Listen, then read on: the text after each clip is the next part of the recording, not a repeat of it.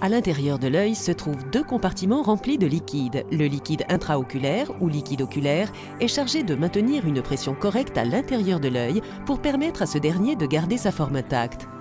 Ce liquide transparent et aqueux est contenu dans la chambre avant ou chambre antérieure de l'œil. La chambre arrière ou chambre postérieure est remplie d'un liquide épais semblable à de la gelée dénommé humeur vitrée. On appelle humeur aqueuse le liquide oculaire transparent et aqueux de la chambre antérieure qui est sécrété continuellement et absorbé au fur et à mesure qu'il chemine à travers l'œil. Ce liquide est sécrété à proximité du cristallin avant de passer dans la chambre antérieure de l'œil, puis de s'écouler dans le système veineux par l'intermédiaire d'un petit canal de drainage. Le glaucome, qui est une cause courante de cécité, est une maladie qui affecte l'écoulement de l'humeur aqueuse, provoquant une élévation de la pression intraoculaire.